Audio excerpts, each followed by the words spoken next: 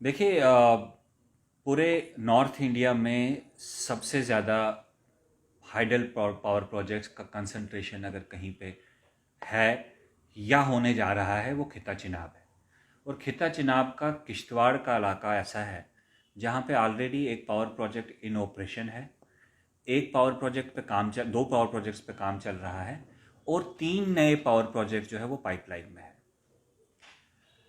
उस वक्त के चीफ मिनिस्टर जनाब मुफ्ती मोहम्मद सईद का ऑन रिकॉर्ड स्टेटमेंट है स्टेट असेंबली में कि डेवलपमेंट का सबसे एडवर्स इम्पैक्ट अगर कहीं देखना हो तो किश्तवाड़ में देखा जाता है।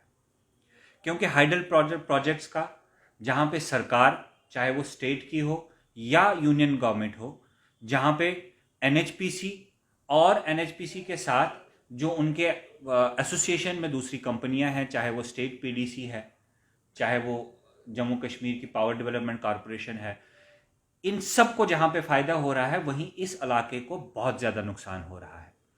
और हाल ही में उत्तराखंड में जो बार बार फ्लड्स आ रहे हैं और कहीं ना कहीं हाइडल प्रोजेक्ट्स को उसका जिम्मेदार ठहराया जा रहा है, उसके चलते इस इलाके के लोगों में एक खौफ व दहशत का माहौल है।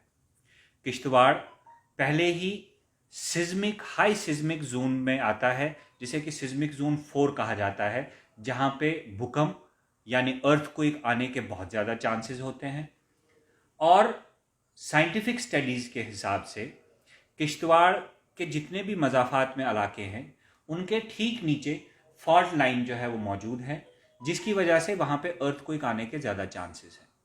तो मैं पिछले 5 साल से लगातार ये कह रहा हूँ कि ये पावर प्रोजेक्ट्स इस इलाके के लिए वबाले जान है और हमारे लिए किसी भी सूरत में ये फ़ायदेमंद नहीं है।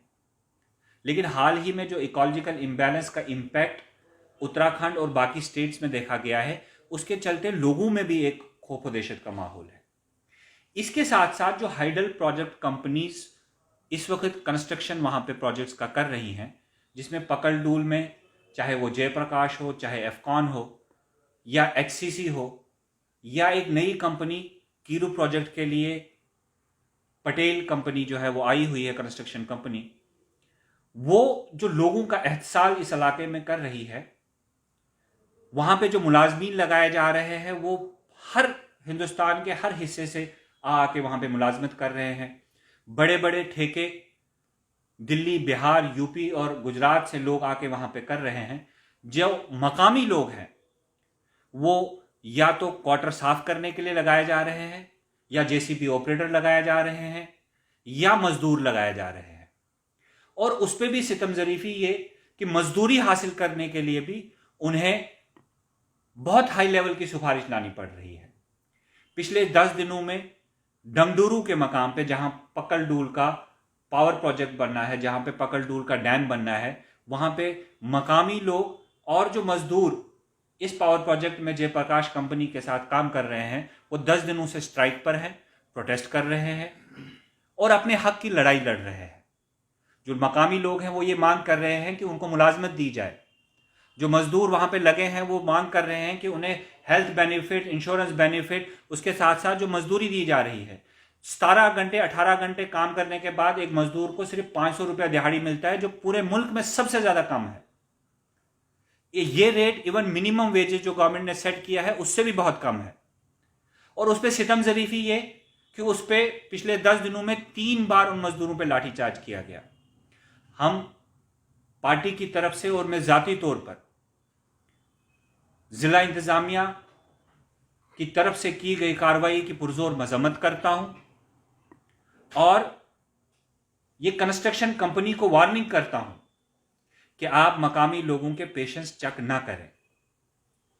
हम पावर प्रोजेक्ट बनाने के लिए जहां अपनी ज़मीनें कुर्बान कर चुके हैं, अपना एनवायरनमेंट कुर्बान कर चुके हैं, अपने पहाड़, अपना पानी, सब कुछ कुर्बान कर चुके हैं, तो ऐसा नहीं है कि आप हमारे हक पे डाकाजनी करके मुल्क के बाकी हिस्सों से लोग ला ला कर यहां पे मुलाजमत देंगे और मकामी लोगों को बाबा जी का ठुल्लू मिलेगा।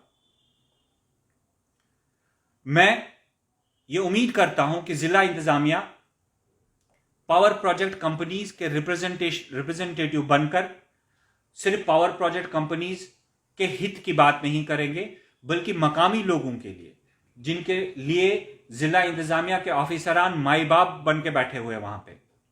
मैं उम्मीद करता हूं कि वो अपनी जिम्मेदारी निभाएंगे। बहुत अच्छे ऑफिसरान हैं वहां पे।